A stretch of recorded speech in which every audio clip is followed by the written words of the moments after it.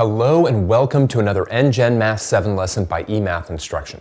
My name is Kirk Weiler and today we're going to be doing Unit 6, Lesson 6 on word problems involving two-step equations. So throughout this unit, what we've been doing is we've been building up algebraic techniques to solve equations that involve, well, two steps. Typically an addition, subtraction step and a multiplication and division step. There are many, many word problems that lend themselves well to being modeled with two-step expressions and two-step equations. And we're going to start looking at these in today's lesson, and no great surprise, there's going to be a day 2 as well, and we'll get to that obviously in the next lesson. But let's jump right into it in the first exercise. All right, so many, many word problems can be solved by setting up a two-step equation. All right, and let's take a look at a very simple example in exercise number 1. When 10 is subtracted from 3 times a number, the result is 17. Let n be the number, set up and solve an equation to find n. Check your answer with what is given. All right, now this is very important because very often in a situation like this, you might see something like when 10 is subtracted from, or when 10 is added to, or something like that. And keep in mind, order of operations is almost always the case where multiplication and division on a variable is going to come first and addition and subtraction is going to come second. So we have to really think about this, right? If I said something like when 10 is subtracted from 15, you would write that as 15 minus 10. You certainly wouldn't write it as 10 minus 15. But what we want to do is when 10 is subtracted from 3 times a number. So the number is n, right? There it is. Let n be the number. So obviously 3n will be 3 times the number, right? That's very simple. 3n is 3 times the number.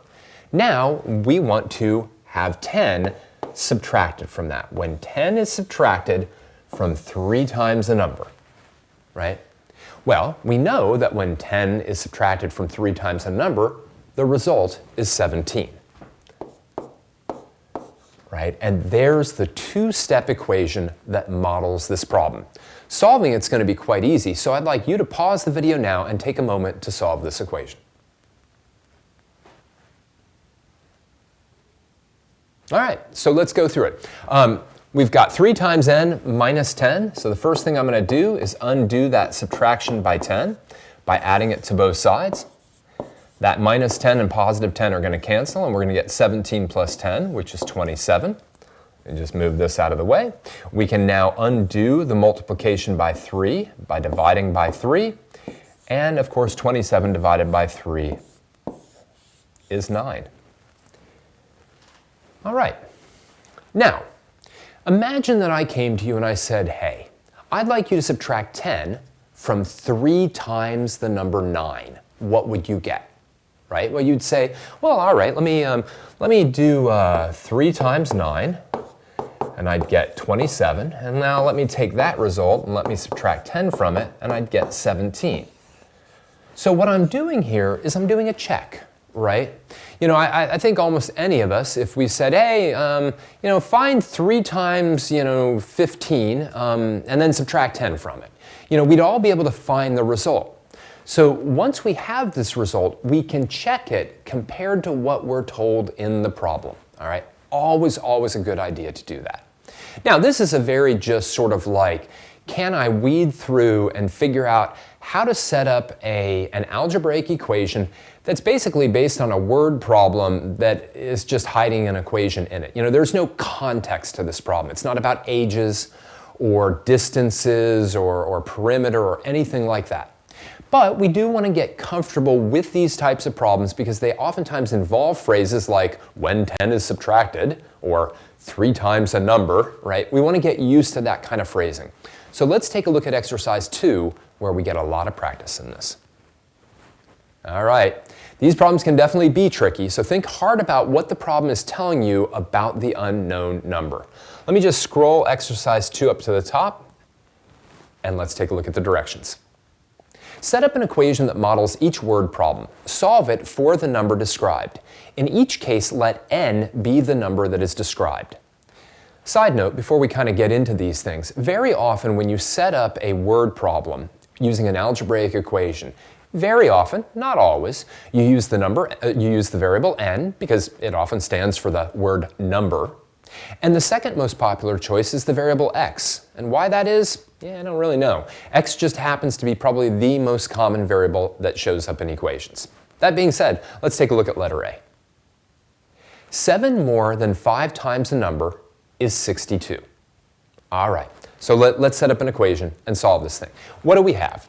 Well, we've got this thing that says 7 more than 5 times a number is 62. Right? So 5 times a number, right? That's going to be easy. Just like before, that's going to be 5n. Then with 7 more, it means we're going to add 7 to that 5n expression. So I'm going to write it down as this. Now, a lot of students have the tendency to want to do something like 7 plus 5n equals 62. Algebraically speaking, that's the same equation because addition is commutative. So if I had 7 plus 5n, 5n plus 7, that's the same. But subtraction isn't, right? So we really do want to get this order correct, even if it doesn't make a ton of difference in this particular problem. Let's go ahead and just solve this together really quickly. Very similar to the last one. In order to solve it, we can subtract 7 from both sides, right? That's going to give me 5n is equal to 55. Simple enough then to divide both sides by 5, and we'll get our missing number, n equals 11. All right. And again, it never hurts to be like, all right, well, if I did 5 times that number, I'd get 55, and then if I added 7 to it, that would give me 62. It's a good idea to check. Let's take a look at letter B. When 2 is subtracted from 1/3 of a number, the result is 6. All right. Well, why don't you pause the video and see if you can set this equation up and solve it on your own, and then we'll take a look. All right. I always give you the tough ones after I do the easy ones. We're going to have 2 is subtracted from 1/3 of a number. That's one that can throw students off. Just remember, when I have something like 1/3 of a number, or 3/4 of a number, or 2/5 of a number, it means taking that number and multiplying it by that fraction. So when I think about 1/3 of a number, right, that's going to be 1/3 times n. Now, I'm going to have 2 subtracted from 1/3 of a number, and I'm going to have the result is 6. So there's our equation that models what's going on in this problem. Solving it, very, very similar to this, right? We're going to add 2 to both sides to get rid of that subtraction by 2. That's going to give me 1/3 n is equal to 8. Now, remember, right, we could technically solve this by dividing both sides of this equation by the number 1/3, but that's a little confusing whenever we divide by fractions. So instead, what I'm going to multiply by is 3/1, which is just the same as multiplying by 3. And I'm going to get my missing number is 24. I don't really have to write it as 3 divided by 1, but sometimes students like to see a fraction multiplied by a fraction, so we do that regardless. Here we go, n equals 24. Let's keep going. We've got some more here. C, D, E, and F. Quite a bit of practice on this. Let's take a look at letter C. 6 times the sum of a number and 3 is equal to 72. All right, this one's a little bit more challenging. 6 times the sum, right? So that multiplication by 6 isn't going to be of just one thing, right? It's not just 6 times the number. It's 6 times the sum of a number and 3. So let's first write down, n plus 3, right? That's the sum of a number and 3. Simple enough. Now, I want 6 times this, but I have to be very careful about writing that down, because that's not 6 times the sum of n plus 3, right? That is literally just 6 times n that I've then increased by 3. If I want to multiply that whole sum by 6, I have to have it in parentheses, otherwise I'm only multiplying the n, not the 3, right? So I'm not multiplying the sum. But when I do that, I get 72. Now we have 2 options of solving this particular equation. One option is we could distribute the 6 through using the distributive property and then proceed from there. Or we could just say, hey look, I've got 3 added to n and then I'm multiplying by 6, and that gives me 72. To undo each one of those, what I'm going to do is I'm going to divide by 6. All right, 72 divided by 6, if you didn't remember off the top of your head, is 12. And now I can subtract 3 from both sides, and that gives me n equals 9. And again, you would have certainly gotten 9 had you first distributed the 6 and gotten something like 6n plus 18 is equal to 72. Then you would have subtracted 18 from both sides, then divided by 6, and you still would have gotten 9. But that approach, as good as it is, would have still involved one extra step. That's fine. We can get to our end goal if it takes us a little bit more time, but this is probably the most efficient way of going about doing it. Let's take a look at letter D. 9 times 1 less than a number is equal to 3. All right, as always, I do the easy one, you do the more challenging one. Pause the video now. Spoiler alert, you're going to get a fraction as an answer on this one. Go ahead and work through it. All right, very similar to structure in this one. I want 9 times 1 less than a number. Now remember, this whole 1 less than a number will be n minus 1. Make sure you're not doing it as 1 minus n. Now, if I've got 9 times that, that's going to be equal to 3. All right, now this one, just for the, the fun of it, why don't we do this one by doing the distributive property first, just to kind of go through that. Just give those people who like that approach, right, a little bit of love. So we'll get 9n minus 9 is equal to 3. Now we can add 9 to both sides. We're going to get 9n is equal to 12. Maybe bring this up here so we can finish it. 9n is equal to 12. I'm going to divide both sides by 9. And n is going to be equal to 12 ninths, which I should certainly simplify at least by dividing both the numerator and denominator by 3. And that'll give me n equals 4/3.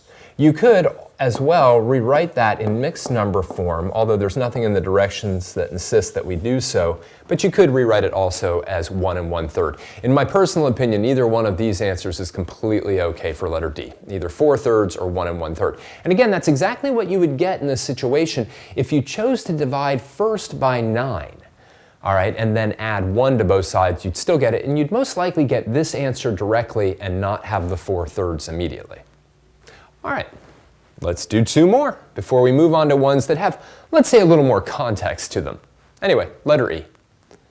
4/3 of a number is decreased by 12. The result is 8. All right, so, this is one that's similar to one that we've done before. Let's do it together. I want 4/3 of a number.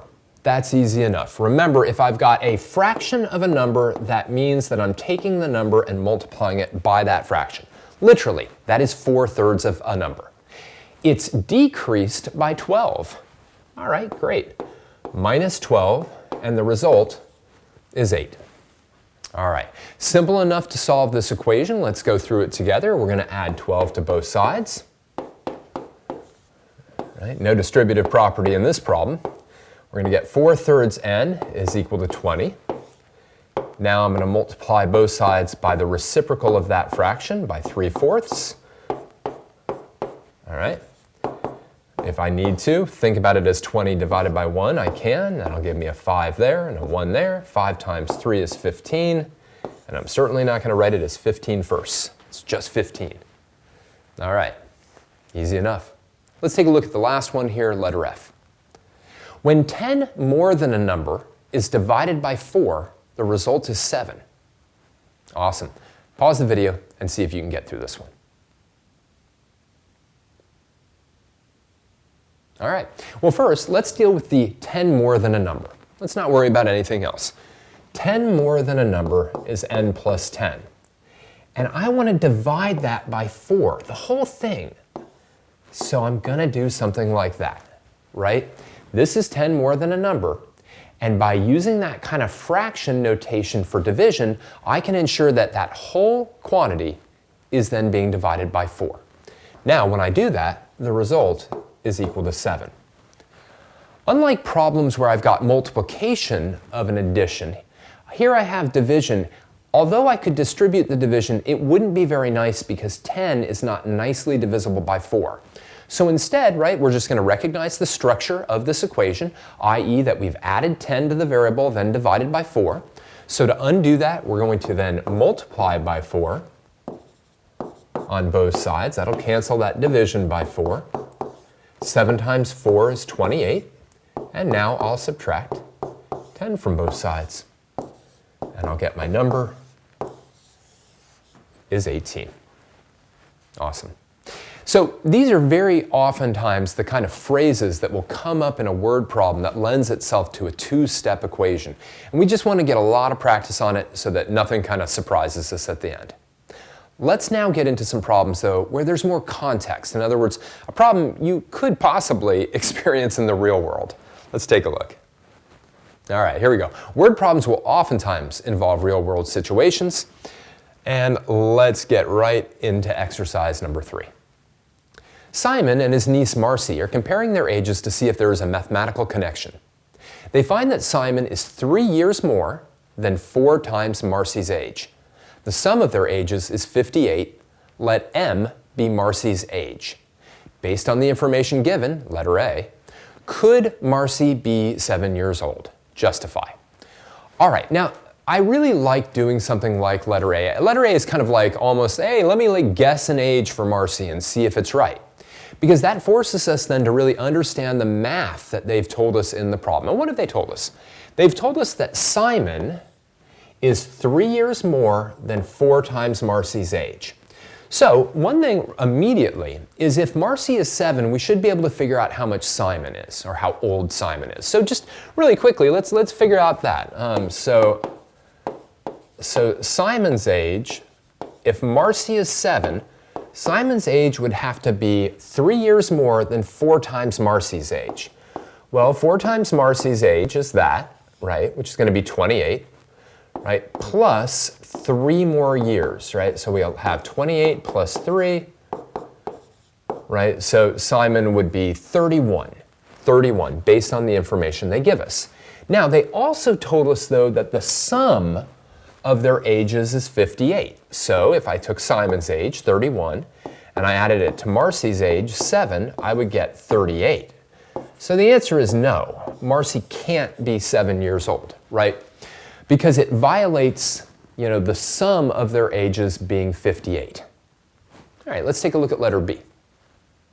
Write an expression for Simon's age in terms of the variable m. Well, this is a piece of cake once we've done letter A, because look at how we calculated Simon's age. We took Marcy's age, 7 years old, in problem A, right, and we multiplied it by 4, and then we added 3. The expression for Simon's age in terms of m, all we need to do is take that 7 and replace it with an m. That's literally it. So instead of having m equals 7, we just have m equals m, in which case we have 4m plus 3. That's it. Nothing more in letter B. All I want is an expression that calculates Simon's age based on Marcy's age. All right, now let's get into the equation. Letter C. Form an equation that models the information given and solve it for m. Then find Simon's age as well. All right, well, what do we know? Ultimately speaking, we know that when we add Marcy's age to Simon's age, we get 58 years. So in fact, let me just write this down. So Marcy's age plus Simon's age is equal to 58. All right. Well, what's Marcy's age? Marcy's age is the variable m. What's Simon's age? His is 4m plus 3, and that must be 58. Take a look, that's it, right? I mean, this equation models all of the information they gave us in the problem. M is Marcy's age, Simon is 3 years more than 4 times Marcy's age, and when I add Marcy's age to Simon's age, I get 58. Solving this is now just an issue of combining like terms, etc. Why don't you go ahead and finish off this problem, not only finding Marcy's age, that's the value of m, but also find Simon's age as well. Pause the video now and take a few minutes. All right, let's go through it. Well, the first thing that we have to do in this problem is just do some simple combining like terms. M plus 4m is 5m, that's easy. Nothing we can do with the 3 yet, all right? But now we have that classic two-step equation, right? We're going to subtract 3 from both sides. That'll cancel. That means that 5m, let me extend my page a little bit here, 5m is going to be equal to 55. Just divide both sides by 5, and it looks like Marcy is 11 years old. All right, Marcy is 11. Now, what is Simon? Well, I'll just put that right here, right? Simon, we know, is 4m plus 3, right? He's 3 years more than 4 times Marcy's age. So Marcy's age is 11. So I'm going to do 4 times 11 and get myself 44, plus another 3 is 47. So that's Simon's age. One fantastic check now is taking a look and saying, well, if Simon is 47 and Marcy is 11, then what is the sum of their ages? Well, 47 and 11 add up to be 58. So that gives us some reassurance that we've done the problem correctly.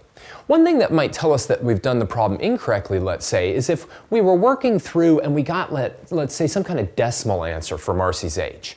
We typically measure ages in whole year amounts, unless, of course, you're like 5.5, and then you're like, I'm 5.5, or if you're like 6 3/4. But most of the time, especially when you get to this guy's age, you're measuring it just 1 year at a time, right? Anyhow, most age problems are like that. Let's take a look at another one. Exercise number 4. Evie and Ada are comparing the number of ride tickets they have for the fair. Ada has 12 tickets more than Evie. The average number of tickets they have is 20. Could Evie have 8 tickets? Use the information in this problem to see. All right, what I'd like you to do is play around with all the information I've given you to see whether or not Evie could have 8 tickets, given all the information they tell us. Pause the video now. All right, well, let's take a look. One thing that they tell us is that Ada has 12 tickets more than Evie.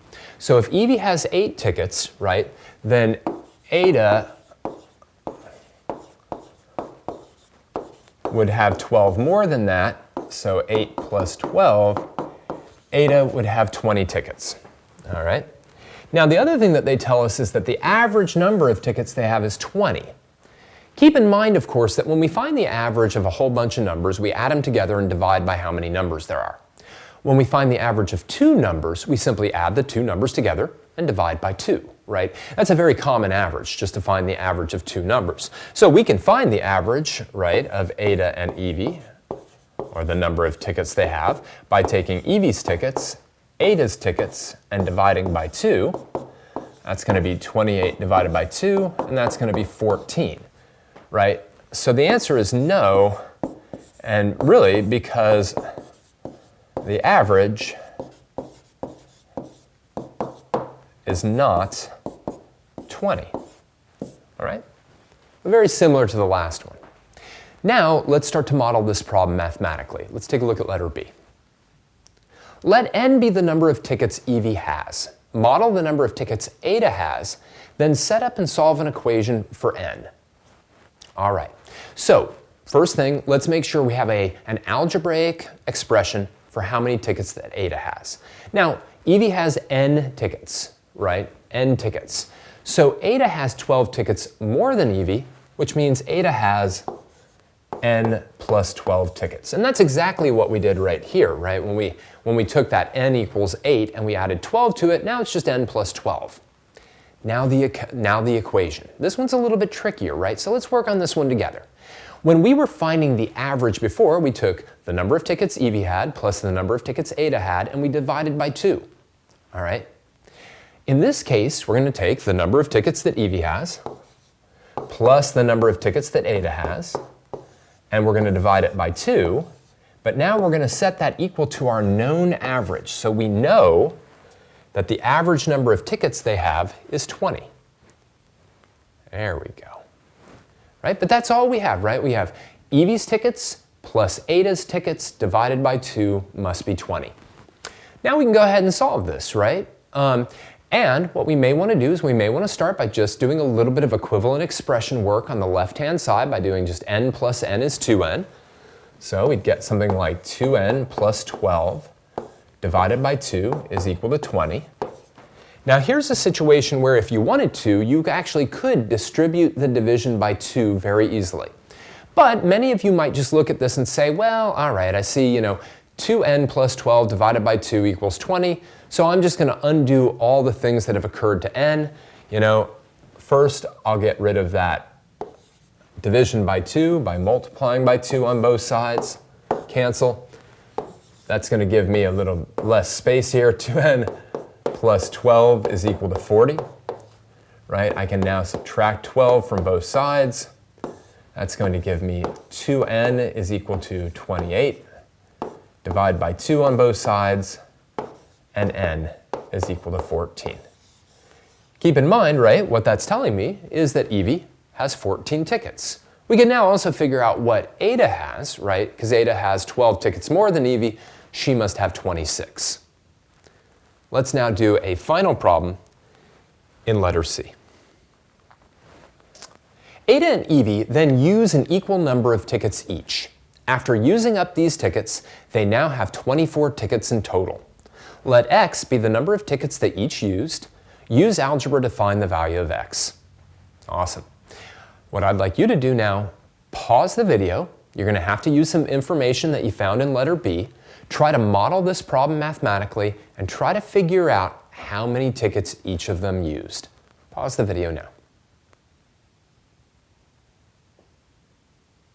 All right, well, let's first make sure we know what we know. It's always a good idea in math to know what you know.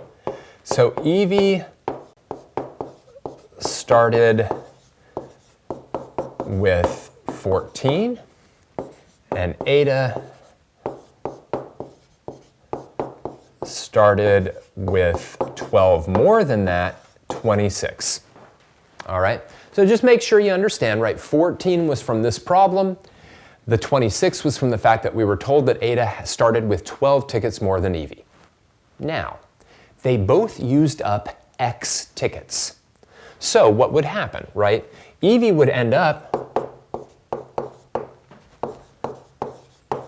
ends up with 14 minus X, and Ada ends up with 26 minus X, right? I mean, if I told you, well, they both used up 3 tickets, how many does each one of them have? You'd be like, well, 14 minus 3 is 11, 26 minus 3 is 23, right? You would be subtracting that X from both of those. All right, now, how do we finally kind of finish this off? Well, we know at the end of the day, when they combine the 2 tickets that they have left, that they end up with, they have 24 tickets. So what does that really mean, right? What that means is that if I take the tickets that Evie was left with, and I add the tickets that Ada was left with, right, that must then leave me with 24 tickets. And this is definitely the most challenging of the problems that we've dealt with so far, right? Because maybe now I need to do a little bit of rearranging, combining like terms, things like that. Keep in mind, I might want to think about this minus x and minus x as sort of being plus negative x, right? Let me just extend the page so we've got a little more room here. So again, I can think about this as 14 plus negative x plus 26 plus negative x equals 24. I can then combine these 2 negative x's to be negative 2x. I can combine a 14 and a 26 to be 40. And that's going to be equal to 20. It doesn't look like a 24. Let me try that again. It's equal to 24. Let's now subtract a 40 from both sides. Be careful here, right? We're dealing with some negative numbers, which can be tricky. 24 minus 40 is going to be negative 16, right? So then we're going to divide both sides by negative 2. And negative 16 divided by negative 2, a negative divided by a negative is a positive, and x is equal to 8.